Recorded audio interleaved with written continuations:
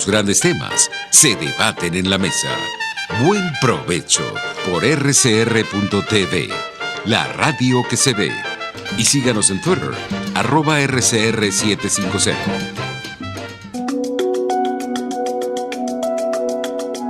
Monitor de Derechos Humanos, con el abogado penalista Fernando Fernández.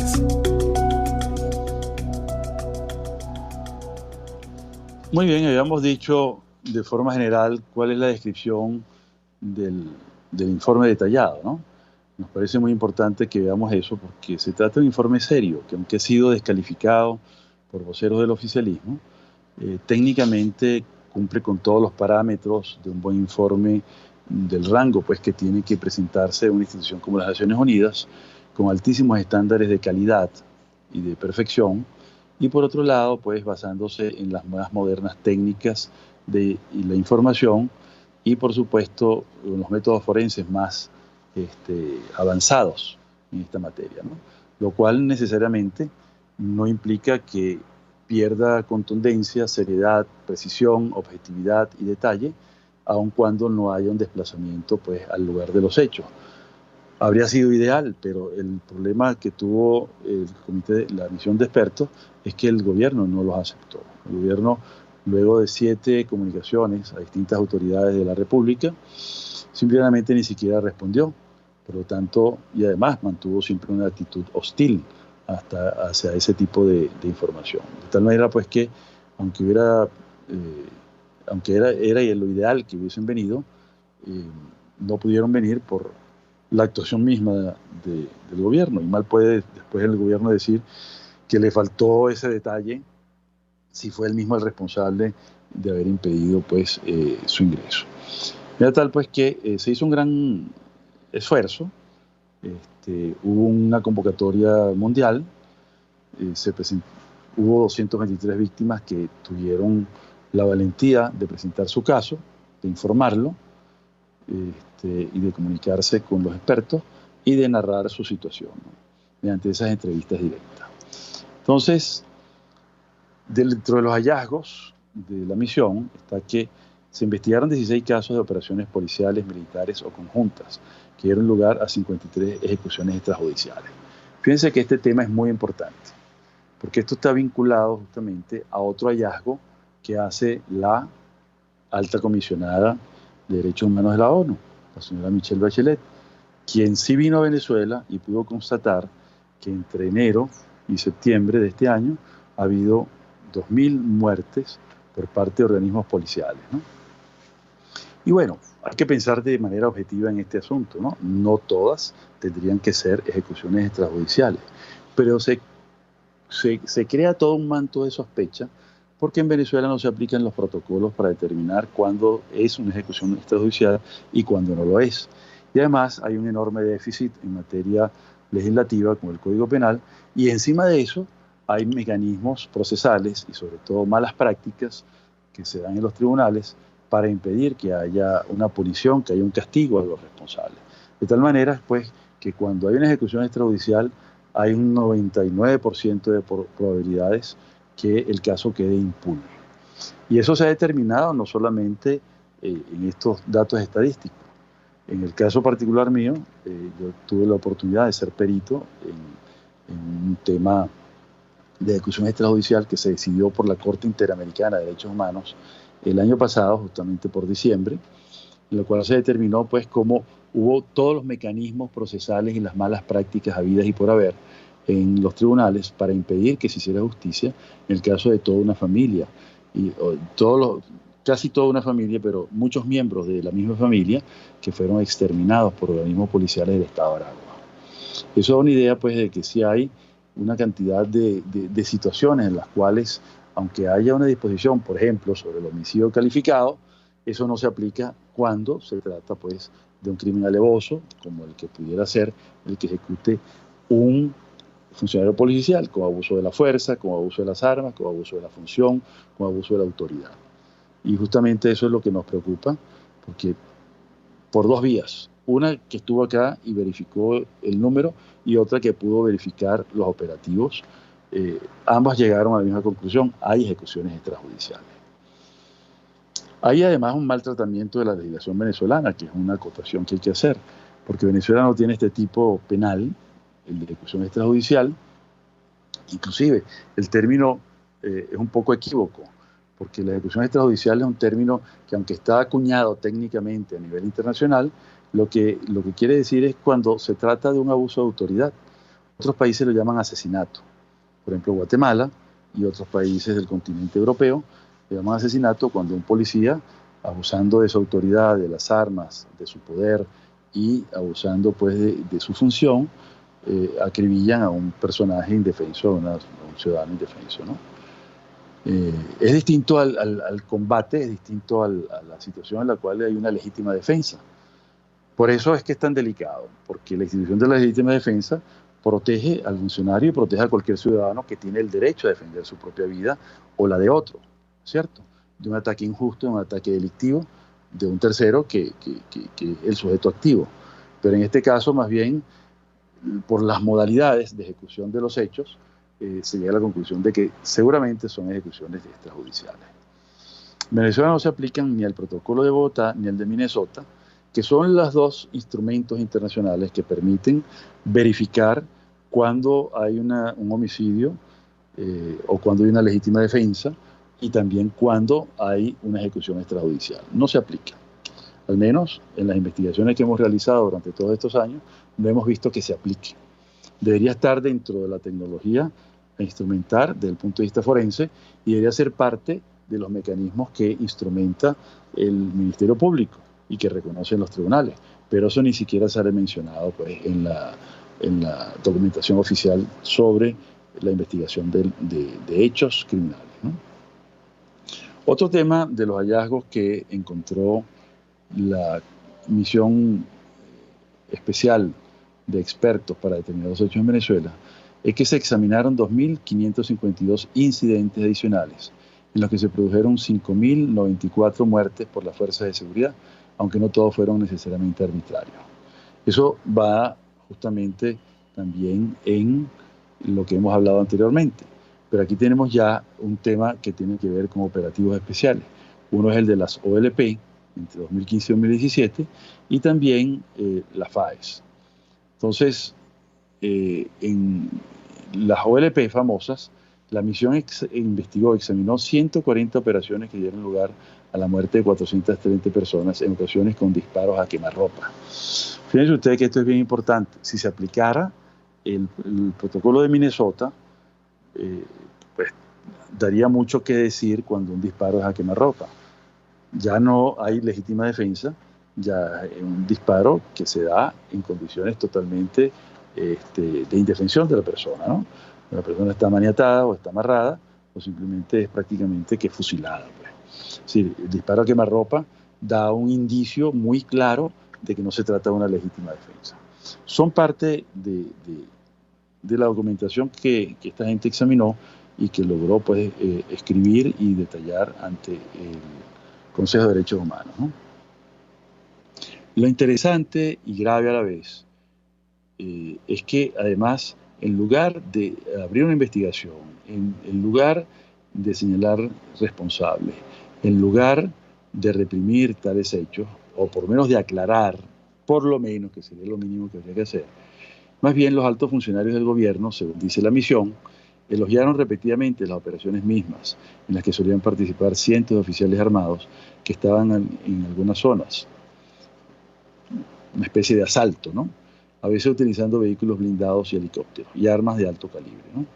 Por ejemplo, en septiembre de 2015, señala el informe, una OLP en la zona de Santa Rosa de Agua de Maracaibo, estado Zulia, dejó 5 hombres muertos y más de 60 detenidos, la mayoría de ellos pescadores que regresaban del trabajo. Las mujeres fueron maltratadas y artículos domésticos fueron saqueados. Cuando hablamos de que fueron saqueados, no es que hubo una confiscación de bienes provenientes de delitos, simplemente hubo una apropiación indebida de los bienes de estas personas. Y eran pescadores, ¿sí? Esto me recuerda mucho a la masacre del Amparo, por cierto. 8 de las operaciones examinadas dieron lugar a 10 o más muertes. Tras las críticas a las tácticas de mano dura, el gobierno relanzó la OLP como Operaciones de Liberación Humanista del Pueblo, OLP, antes de eliminarlas gradualmente a mediados de 2017. Aquí vemos pues que en lugar pues de tomar alguna actividad reparativa o reparatoria, más bien, en lugar de enmendar, se refuerza, se elogian y se revisten además de una defensa de los derechos humanos, cuando se dice humanista, pero en realidad no hay ningún cuidado hacia la humanidad. Entonces, habla acá el informe también de que 2 fuerzas de seguridad, el CICPC y la Fuerza de Acción Especial, FAES, de la Policía Nacional Bolivariana, fueron responsables del 59% de todas las muertes perpetradas por la Fuerza de Seguridad en el periodo analizado, y fueron también los autores de las ejecuciones extrajudiciales documentadas en el informe. Eso es una cita textual del informe, y eso nos da mucho que pensar, porque no es solamente un tema de un cuerpo policial, sino que son varios, ¿no? Por ejemplo, funcionarios de la PNB FAES dijeron a la misión que era una práctica común encubrir los asesinatos plantando armas para simular, entre comillas, enfrentamientos. Citado textualmente, un proceso al que los funcionarios de la PNB FAES se refieren como sembrar semillas. Entonces, ya es una terminología que en gran medida tiene que ver pues con un qué hacer con una mala práctica, ¿no? Que debería ser censurada, criticada y proscrita. Una fuente con conocimiento interno confirmó que los superiores podían dar a los oficiales luz verde para hacer lo que sea, incluido matar. Citado textualmente. Un video de entrenamiento de la FAES, autenticado por través de entrevistas, etcétera, etcétera. Y vamos a hablar entonces de un tema que es la militarización, ¿no? Porque gran parte de estos organismos, salvo excepciones, están dirigidos todos por militares. ¿Cuál es la diferencia entre un funcionario policial y un funcionario militar? Y fíjense que voy a hablar de cosas que están ausentes en nuestra legislación, tanto policial como militar, pero son los estándares internacionales. Un policía debe persuadir, disuadir, mediar, negociar y en última instancia coaccionar, es decir, aplicar la fuerza. Entonces, persuadir, disuadir, mediar, negociar y coaccionar como última instancia. Esos son los verbos rectores. ¿Y cuáles son los verbos de un soldado?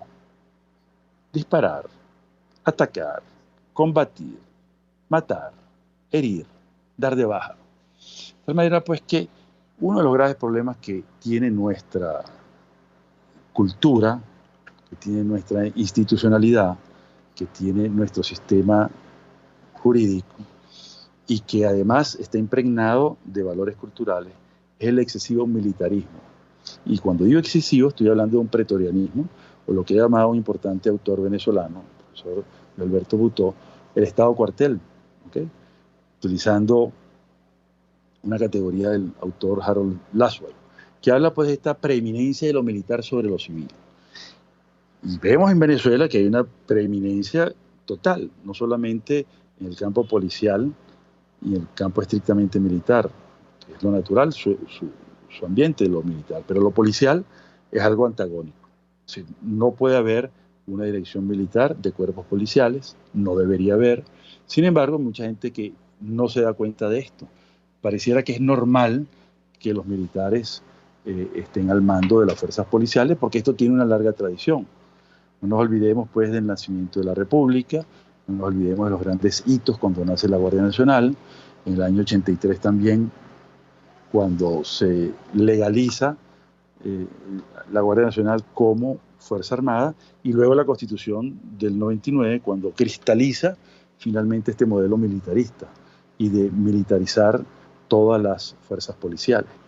Ahí es cuando, digamos, se le da un contenido, no solamente como militares, es decir, como soldados, sino que también van a tener actividades policiales. Por supuesto, ni van a disuadir, ni a persuadir, ni a mediar, ni a conciliar, ni a negociar, ni coaccionar, sino que van a hacer valer su fuerza. La fuerza del fusil, la fuerza del AK, la fuerza del instrumento letal. E inclusive el uso letal de instrumentos no letales.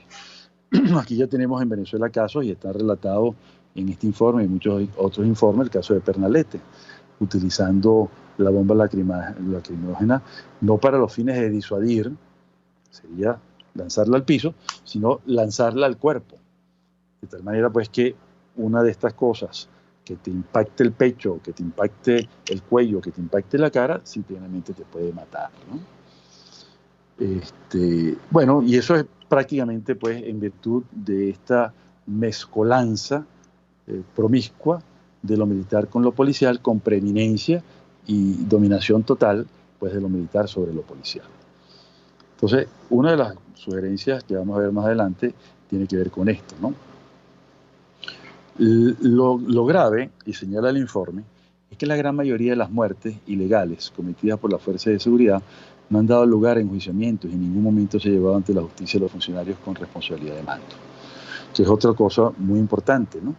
Porque para el derecho penal internacional no solamente interesa la situación concreta de quien produjo inmediatamente el hecho, sino de quien controla la organización, es decir, quien está al mando, porque el que está al mando debe también cumplir con ciertos verbos rectores: educar, prevenir, impedir y reprimir. Es decir, un superior debe educar primero a su tropa, a su destacamento. Estoy hablando de un superior policial, que conjuga los verbos que ya les mencioné anteriormente, ¿no? Pero si hay un exceso, debe verificarse si cumplió o no con su deber como mando. Porque si da la orden o simplemente dejas hacer y deja pasar, está justamente violando las condiciones que le da el mando. Porque el que tiene el mando debe, como les dije anteriormente, educar, prevenir, impedir o reprimir. Y si no lo hace, tiene responsabilidad. Responsabilidad en todos los órdenes: disciplinario, civil, administrativo y también penal, para el derecho penal. Entonces,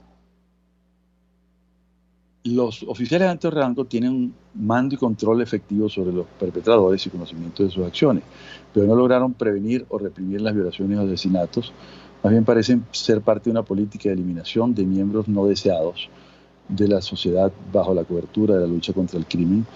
Eso es una afirmación que ya hace la señora Marta Baliñas, que fue la presidenta de esa misión de determinación de los hechos, ¿no? Y propone, pues, tal como lo dijo también la señora Bachelet muchos meses anteriores a este informe, las FAES deben ser desmanteladas y los responsables de todas las fuerzas de seguridad, así como sus cadenas de mando, deben rendir cuentas. Ese es parte del mecanismo, y esa rendición de cuentas debe empezar por saber o por dar a conocer si existe o no una debida diligencia. La debida diligencia es la de primero enseñar que un oficial de policía solo puede persuadir, disuadir, mediar, negociar y en última instancia coaccionar. Pero vamos a dejarlo hasta este momento y así, y en el próximo y último segmento culminamos con las recomendaciones. Muchas gracias. Usted escucha Buen Provecho por rcr.tv, la radio que se ve. Puedes seguirnos en nuestras redes sociales. En Twitter, @RCR750, la radio